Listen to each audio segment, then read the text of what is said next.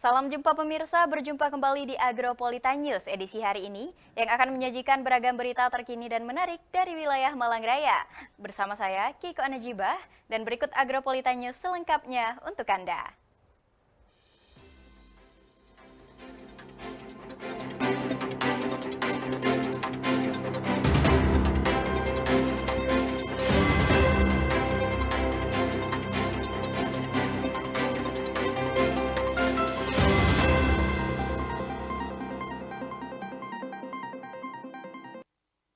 Mengawali Agropolitan News edisi hari ini, berikutlah kami rangkum berita seputar Malang Raya dalam News 60 Detik.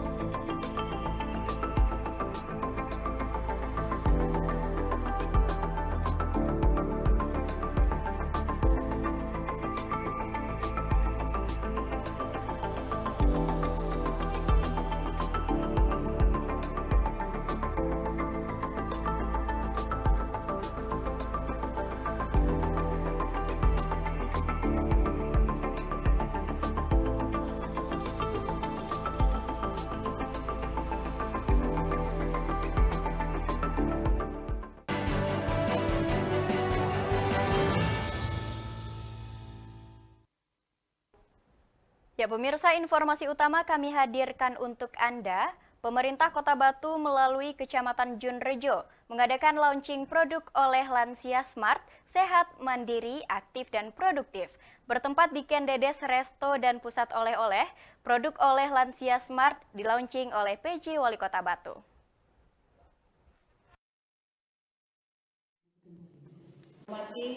Salah satu tugas dan fungsi Pemerintah Kota Batu melalui Kecamatan Junrejo mengadakan launching produk oleh lansia smart, sehat, mandiri, aktif, dan produktif, bertempat di Kendedes Resto dan Pusat Oleh-oleh.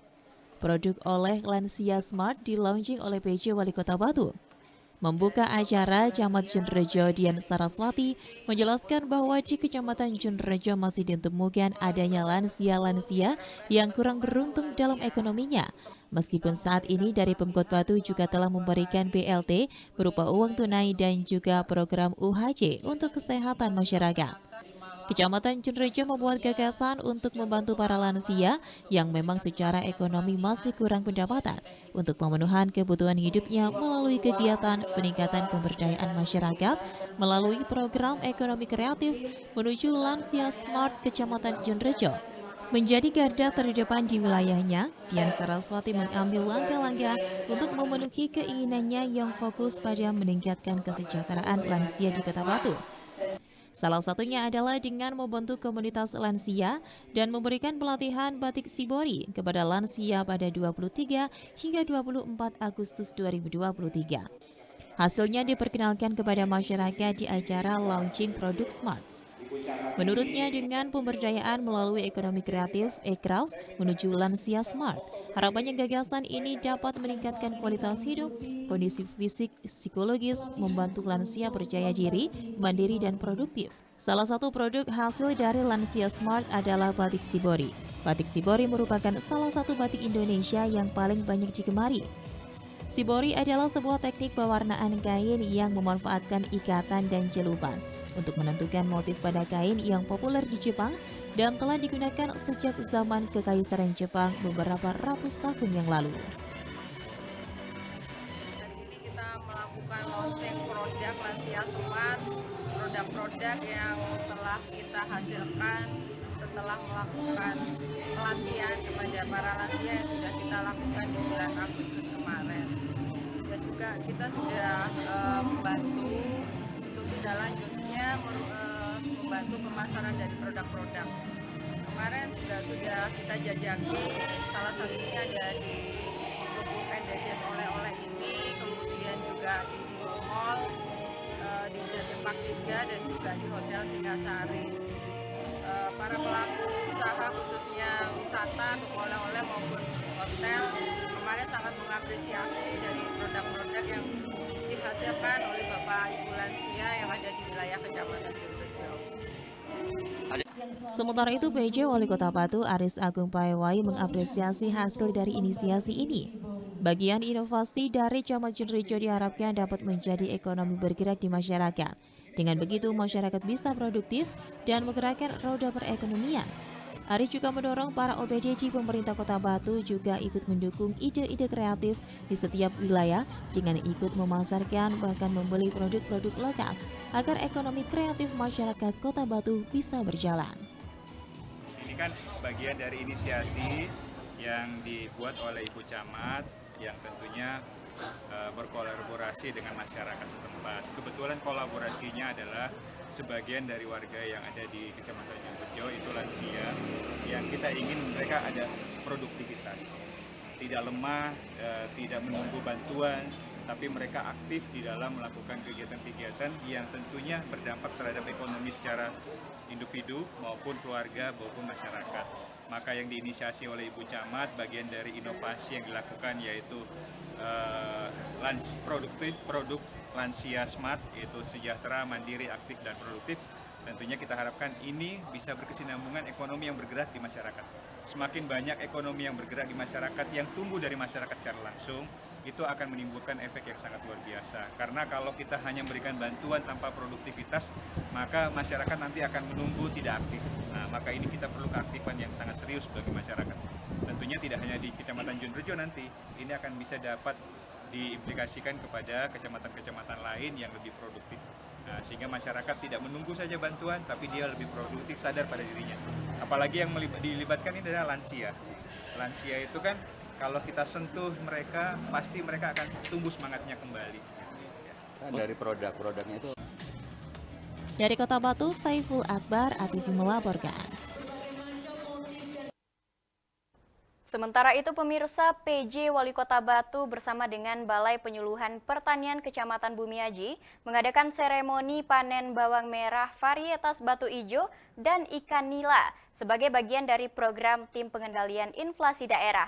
Hal ini merupakan langkah konkret dalam menjaga ketahanan pangan dan mencegah inflasi di Kota Batu.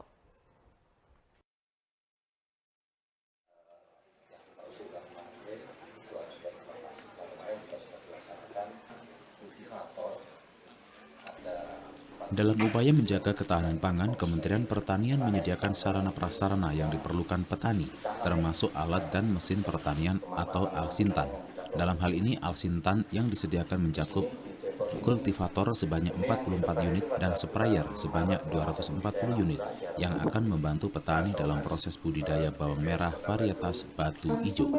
Hal ini sekaligus seremoni panen bawang merah varietas batu ijo dan ikan nila bersama PJ Wali Kota Batu dan Balai Penyuluhan Pertanian Kecamatan Bumiaji.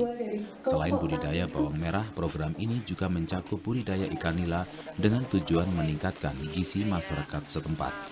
Gerakan budidaya perikanan di lahan pekarangan bertujuan agar inflasi di Kota Batu tetap terjaga dan juga akan ada gejolak ekonomi bagi masyarakat.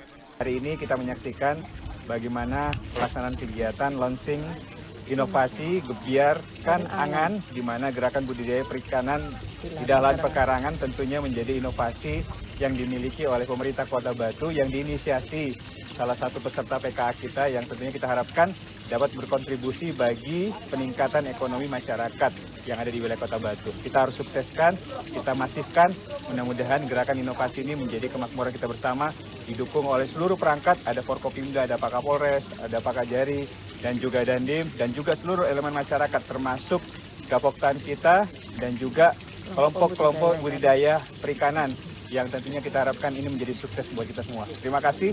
Sebanyak 3 kolam dengan luas 600 meter persegi yang telah digunakan untuk budidaya ikan selama 6 bulan dan juga pembibitan yang menggunakan sistem bioflok dengan luas 3 meter persegi yang diisi sebanyak 700 ekor bibit, membuat penggunaan pakan berkurang sebanyak 50%. Dengan harapan adanya kesejahteraan petani di Kota Batu dan meningkatkan konsumsi ikan yang dapat menurunkan angka stunting di Kota Batu. Jadi kita panen ikan nila, kemudian panen bawang merah varietas Batu Ijo yang merupakan varietas asli Batu. Kemudian kita ada penyerahan alsintan untuk petani di Kota Batu, dan ada launching Gebiar Karangan, gerakan budidaya perikanan di lahan pekarangan. Nah, harapannya ada peningkatan kesejahteraan untuk petani Kota Batu, kemudian ada perluasan rumah tangga perikanan dengan pemanfaatan kolam bioflok, kemudian ada peningkatan populasi ikan di Kota Batu, dan ada peningkatan angka konsumsi ikan yang nanti akhirnya bisa menurunkan angka stunting. Dari Kota Batu, Vicky ATV melaporkan.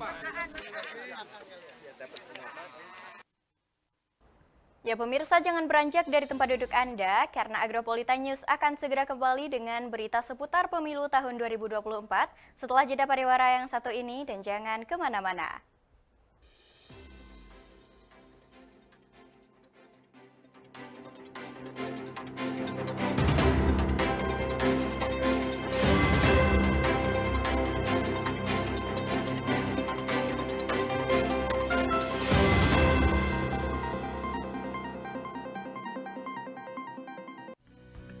Daftarkan diri Anda dan keluarga menjadi peserta BPJS Ketenagakerjaan. Iuran rutin per bulan. Manfaat dari BPJS Ketenagakerjaan sesuai peraturan pemerintah yaitu 1. Mendapatkan pengobatan dengan perawatan tanpa batas sesuai indikasi medis. 2.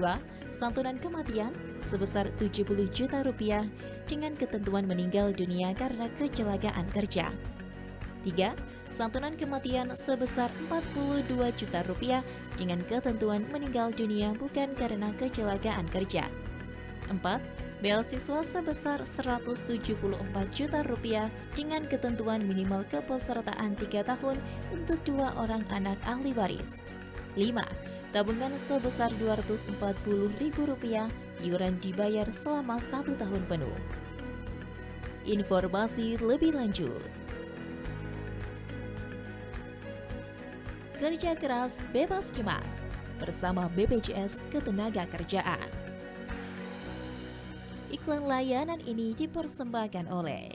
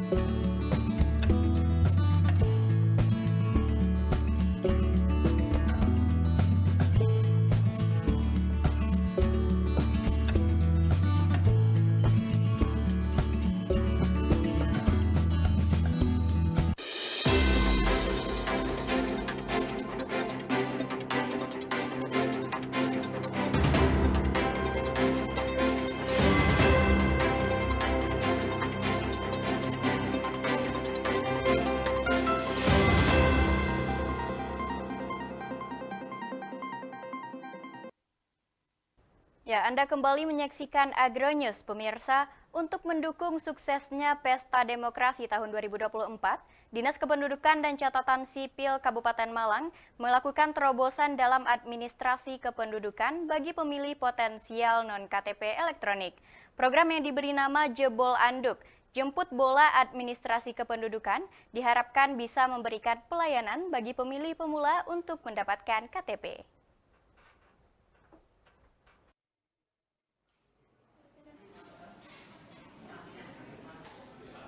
Dinas Kependudukan dan Catatan Sipil Kabupaten Malang terus melakukan rangkaian percepatan proses perekaman data wajib kartu tanda penduduk pemula bagi pemilih potensi dalam pemilu 2024. Dalam percepatan perekaman Dispenduk Capil gelar berbagai program.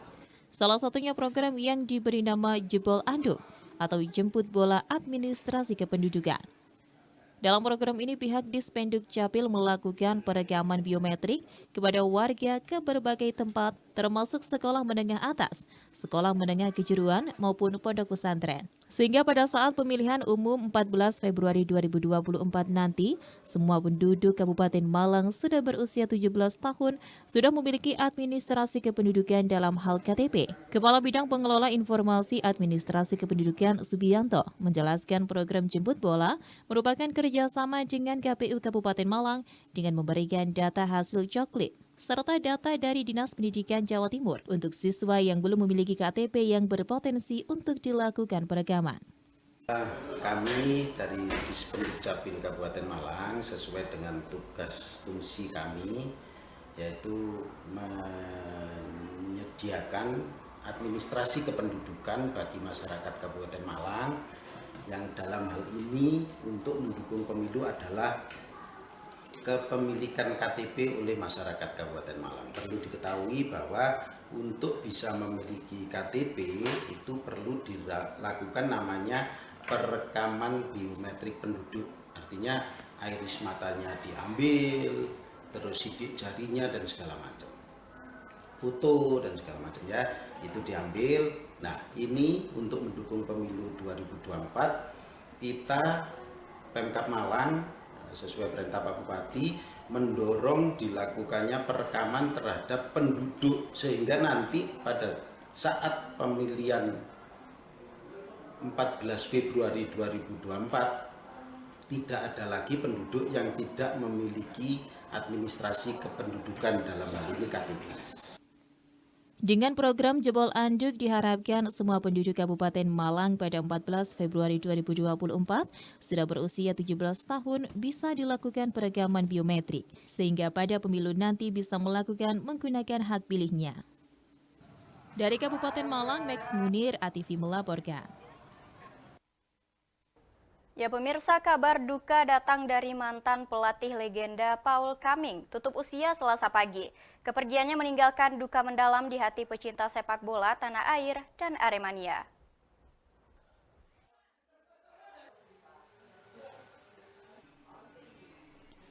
Mantan pelatih legenda Paul Kaming tutup usia Selasa pagi. Kepergiannya meninggalkan duka mendalam di hati pecinta sepak bola tanah air dan Aremania.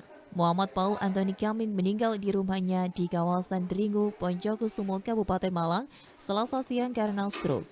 Pria kelahiran London, Inggris, Raya 76 tahun silam ini menderita kanker kulit dan stroke menahun hingga kini berpulang. Sempat menjadi idola di persepak bolaan Indonesia lewat tuah magisnya meramu strategi berbagai tim Liga 1 di era 90-an. Kepiawaiannya meracik serangan telah teruji di sejumlah tim besar seperti Persiraja Banda Aceh, Perseman Manokwari, dan Tim PON Papua Barat. Namun Arema FC menjadi klub Indonesia favoritnya setelah Liverpool FC.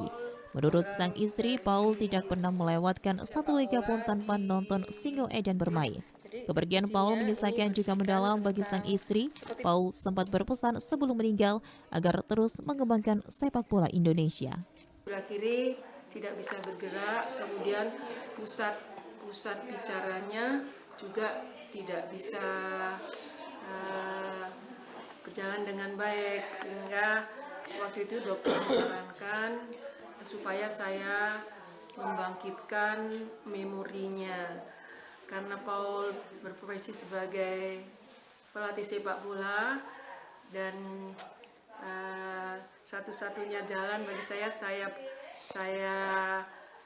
saya putarkan lagu Arema karena dia suka sekali suasana di stadion pada saat Arema bertanding dan menyanyikan lagu. Nah, dan itu saat di rumah sakit saya perdengarkan lagu Arema yang saya ambil dari YouTube. Itu juga sebagai terapi yang memang dianjurkan oleh dokter. Paul terkenal sosok yang sangat baik dan punya sosial yang sangat tinggi. Dia banyak membantu keluarga, terutama dalam bidang pendidikan. Tidak hanya keluarga tetapi anak buah yang juga ikut dengan Paul diusahakan menempuh pendidikan yang lebih tinggi. Ikut sama kita, bawa beberapa peralatan sepak bola dan sebagainya, tetapi dia tetap disekolahkan. Di mata keluarga, Paul adalah sosok yang ramah dan baik hati. Ia sering membantu para anggota keluarganya untuk mendapatkan pendidikan yang lebih baik. Hidupnya Om Paul itu orangnya baik, terus kalau ke ponakan apalagi ke kita ini selalu mensupport apalagi soal pendidikan. Terus sering kita itu diberi hadiah, entah itu apa, waktu kita berkunjung ke rumahnya selalu dia memberi hadiah. Pokoknya beliau memang sosok orang yang baik, terus ramah juga. Semasa dulu waktu belum sakit, saya juga sering diajak jalan-jalan gitu. Pokoknya semoga lah, saya doakan semoga Om Paul di sana masuk surga Firdausmu, terus semuanya dosa-dosanya dihapuskan. Semasa hidupnya, Paul sangat mengidolakan pemain Indonesia Elkan Bagot yang tampil sangat baik saat berseragam timnas Indonesia. Paul optimis Elkan dan generasi emas Indonesia lainnya mampu mencapai level kompetisi yang lebih tinggi. Di akhir hayatnya, Paul berpesan agar sepak bola Indonesia bisa berkembang dengan pembinaan usia muda yang baik. Hal ini penting untuk membangun fondasi dan filosofi bermain sepak bola yang baik di masa mendatang. Dari Kota Malang, Dion Arista, Newsport, ATV melaporkan. Ya pemirsa, beragam informasi menarik dan aktual lainnya masih akan kami sajikan setelah jeda pariwara yang satu ini, dan tetaplah bersama kami di Agrajos.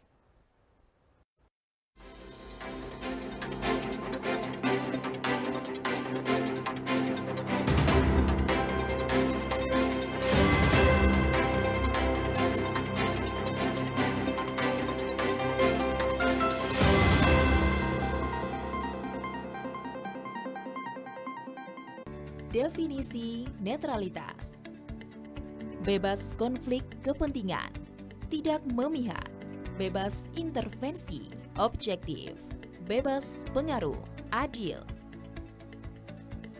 Jaga netralitas ASN dalam pemilu 2024. Iklan layanan ini dipersembahkan oleh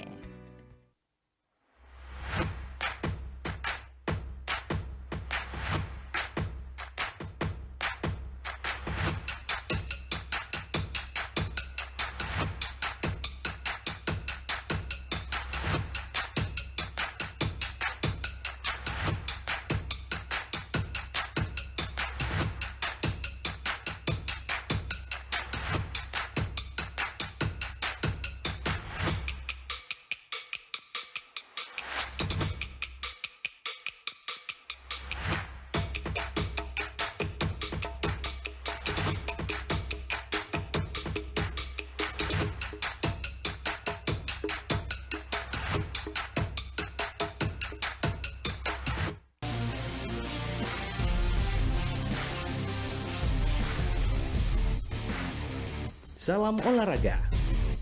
Berita olahraga terupdate semua terangkum di sini. Newsport setiap hari Minggu hanya di ATV.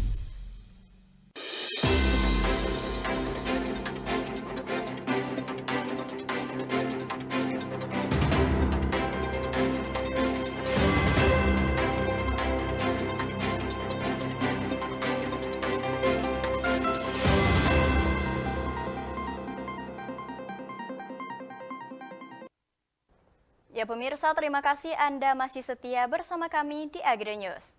Penyelenggaraan perumahan dan kawasan permukiman terkait dengan pemanfaatan lahan yang dimiliki pengembang, Dinas Perumahan dan Kawasan Permukiman menyampaikan bahwa ada aturan pemerintah yang wajib dipenuhi oleh pihak pengembang. Ini dia.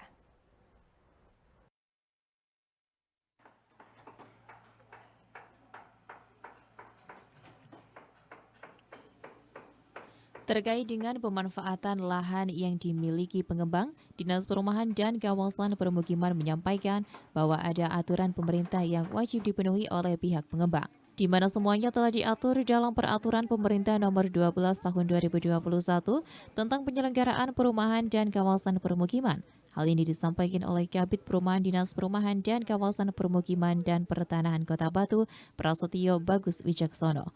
Sesuai aturan tersebut, jika pengembang memiliki luas lahan 1.000 meter, maka sebesar 30% atau 300 meter difungsikan sebagai fasum perumahan tersebut, berupa jalan, saluran irigasi, atau mungkin penyediaan taman dan balai RW, musola, dan lainnya. Sehingga total yang dapat difungsikan efektif oleh pihak pengembang perumahan untuk penjualan kaflingnya, yaitu sebesar 70%. Ditambah lagi pengembang harus juga menyediakan 2% lahan untuk digunakan sebagai pemakaman, sehingga jumlah total lahan yang harus disediakan pengembang yaitu 102%. 2% itu di luar yang 100% itu tadi.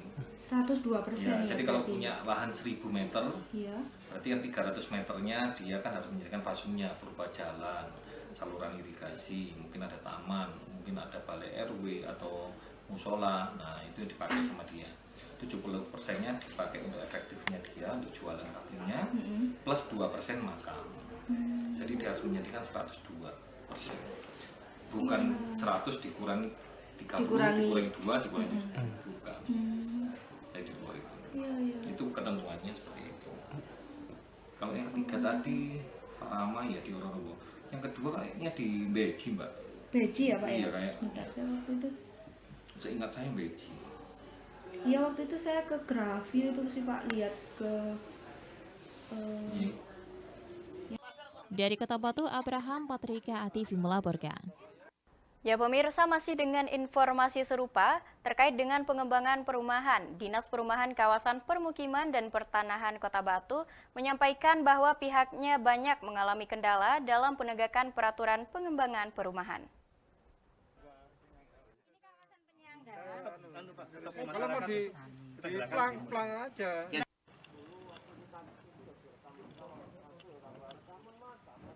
Terkait dengan pengembang perumahan, Dinas Perumahan Kawasan Permukiman dan Pertanahan Kota Batu menyampaikan bahwa pihaknya banyak mengalami kendala dalam penegakan peraturan pengembangan perumahan. Disampaikan oleh Kabid Perumahan Dinas Perumahan Kawasan Permukiman dan Pertanahan Kota Batu, Prasetyo Bagus Wijaksono, bahwa pihaknya sering mengalami kendala terkait dengan kewajiban pengurusan perizinan oleh pengembang perumahan, di mana seharusnya pada awal pengembangan perumahan, pihak pengembang sudah seharusnya merancang PSU yang mana besarnya harus 30% luas lahan. Jangan sampai nantinya pihak pengembang menyerahkan site plan yang sudah jadi dan pembangunan fisik sudah ada di perumahan, tapi ternyata tidak sesuai. Hal inilah yang banyak terjadi dalam pengembangan perumahan di Kota Batu, di mana kebiasaan para pengembang akan membangun fisik perumahan terlebih dahulu, baru mengurus perizinannya. Dinas sendiri sudah sering turun secara langsung menyampaikan kepada pengembang untuk memenuhi persyaratan yang diperlukan. Nantinya hal tersebut berkaitan dengan rekomendasi yang dikeluarkan Dinas kepada pengembang terkait persyaratan pengembangan perumahan. Nah, tapi di awal itu harusnya mereka sudah harus merancang PSU-nya tadi yang saya sampaikan harus 30%. Jangan sampai mereka mau menyerahkan set plan sudah jadi, fisiknya di lapangan mungkin sudah mereka sudah bangun, tidak sesuai. Nah, itu yang banyak terjadi seperti itu. Jadi mereka kan biasanya bangun dulu baru izin. Salah. Nah, itu emang akhirnya kita kan kalau turun kita sampaikan dipenuhi dulu persyaratannya itu tadi. Karena di set plan nanti kan kita bisa merekomendasikan ini harus lebar jalannya sekian, lebar salurannya sekian. Satu hunian ini, satu kawasan cuma bisa sekian kafling dengan luas sekian. Jadi totalnya ada sekian. Ketinggiannya maksimal berapa, itu juga kan ada semua KDPK yang nanti dibantu dengan teman-teman dari PUPR sama dari Dinas RH maupun Dinas Perhubungan. Dari Kota Batu, Abraham Patrika ATV melaporkan. Diberitahu kan masih? Kan sudah diberitahu ya. Nah, terus apa yang lanjut? Ya pemirsa, usai jeda kami masih akan menampilkan informasi menarik lainnya seputar wilayah Malang Raya. Nantikan informasi tersebut setelah jeda pariwara yang satu ini dan tetaplah bersama kami.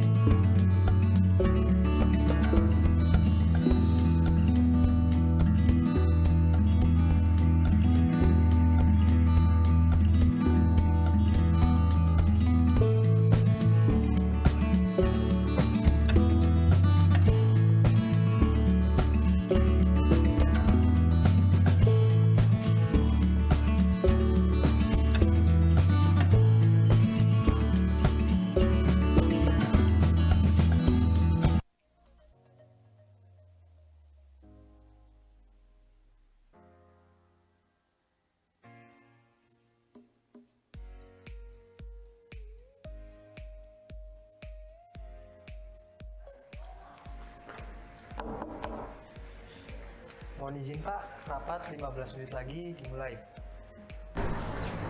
Baik Mas.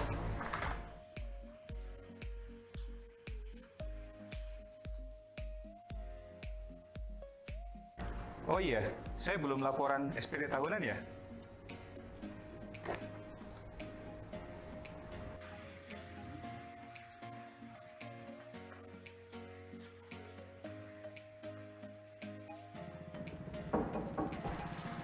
Mohon izin Bapak, 5 menit lagi rapat dimulai. Baik Mas. Saya Aris Agung Paiwai, penjabat Wali Kota Batu. Alhamdulillah, saya sudah melaporkan SPT tahunan. Yuk lapor SPT tahunan sekaligus pemadanan NIK menjadi NPWP secara online melalui pajak.go.id. Laporannya lebih cepat, lebih awal, lebih nyaman.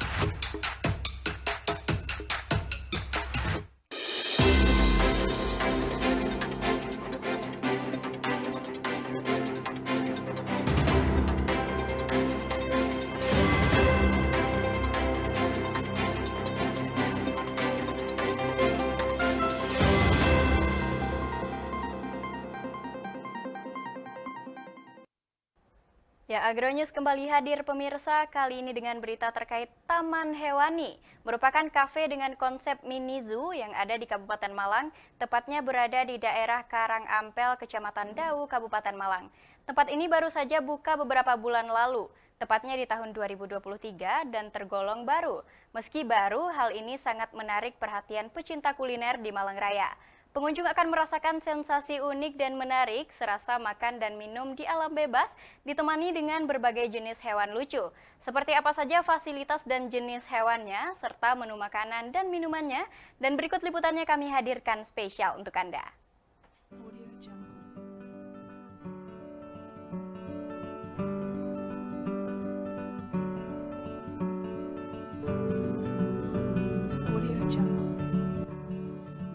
tak hanya dikenal dengan keindahan alamnya, tetapi juga dengan berbagai kuliner lezat yang menjadi daya tarik bagi wisatawan.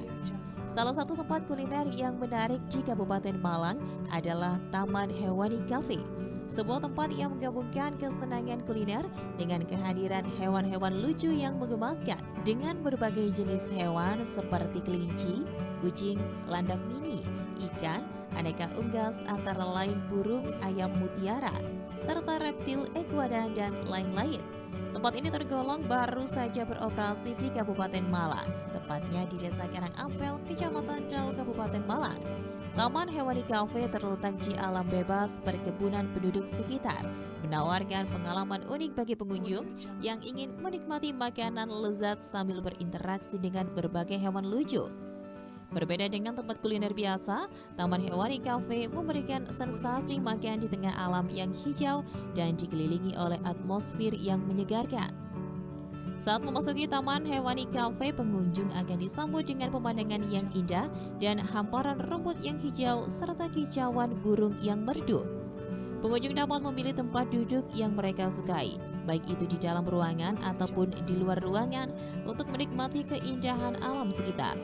Yang membuat Taman Hewani Cafe unik adalah adanya hewan-hewan lucu yang berteman dengan pengunjung selama mereka menikmati makanan.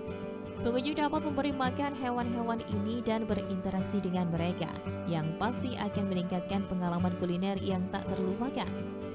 Menu yang ditawarkan di Taman Hewani Cafe juga sangat beragam dan lezat, mulai dari hidangan modern hingga hidangan tradisional Indonesia seperti nasi rawon, rendang, serta rice bowl dan spaghetti.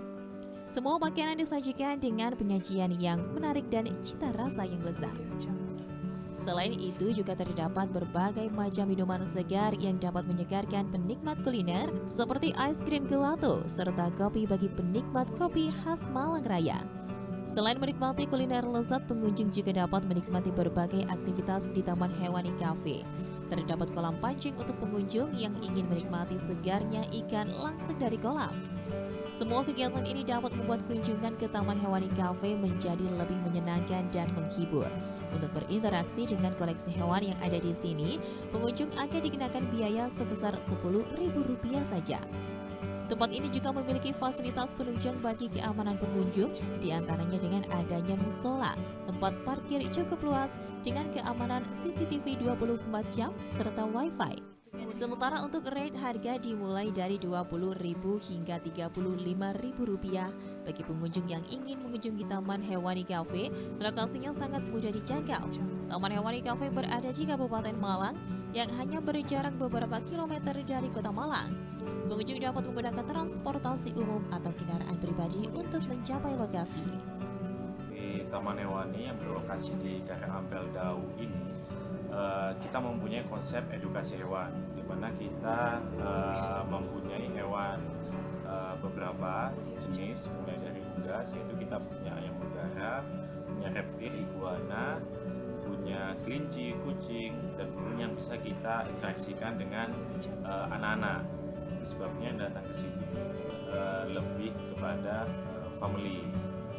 Dan untuk fasilitas yang kita punya, kita ada musola, ada taman pancingan yang bisa dibuat mancing dan ikannya dibawa pulang, serta parkiran yang cukup luas.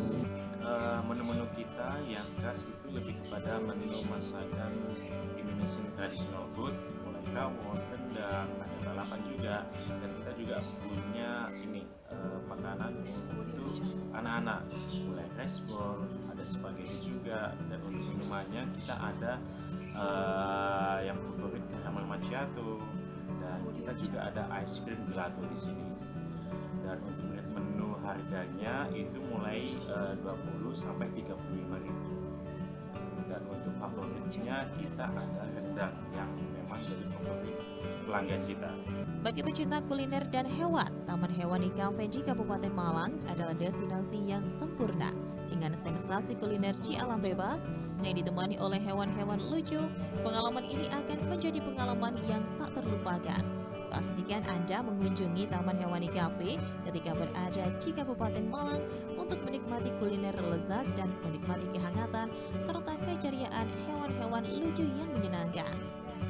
Dari Kabupaten Malang, Saiful Akbar, ATV melaporkan.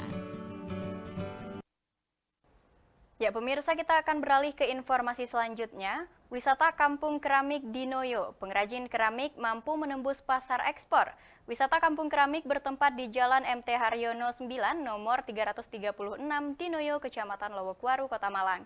Kampung pengrajin keramik Dinoyo sudah ada secara turun-menurun. Keramik Dinoyo, pengrajin keramik mampu menembus pasar ekspor. Wisata Kampung Keramik bertempat di Jalan MT Haryono 9 nomor 336 Dinoyo, Kecamatan Lowokwaru, Kota Malang. Kampung pengrajin keramik Dinoyo sudah ada secara turun-temurun. Berbagai macam jenis kerajinan yang diproduksi mulai dari membuat keramik kerajinan, gips, kerajinan vas bunga, dan souvenir, peralatan masak atau dapur, ada juga galeri untuk pajangan. Saat ini jumlah pengrajin keramik di Dinoyo tercatat 24 warga. Karena semakin padatnya kawasan Dinoyo, banyak warga yang mengembangkan usahanya ke Kabupaten Malang, tapi pasarnya tetap ikut Dinoyo. Ketua Kelompok Sadar Wisata Pokdarwis Samsul Arifin mengatakan pengrajin keramik Dinoyo sudah ada sejak zaman dahulu dari warisan nenek moyang zaman Kerajaan Kanjuruhan. Gerabah atau keramik kembali berkembang sekitar 1930-an oleh para petani tebu yang dipekerjakan oleh Belanda. Turun-temurun ke tahun 1930-an itu sudah mulai merintis sentra gerabah yang berkembang keramik sampai sekarang. Ya, karena ini orientasinya ke keramik hias dan lebih pendekatan ke produk kerajinan. Kami menunjukkan bahwa produk ini adalah handmade, jadi dibentuk secara manual dan dilukis tangan. Ya, produksi keramik ini dimulai dari desain dan pengolahan bahan, bentukan, settingan, penyempurnaan, didekorasi, diberhasil, lalu dibakar. Dari Kota Malang, Darius ATV melaporkan.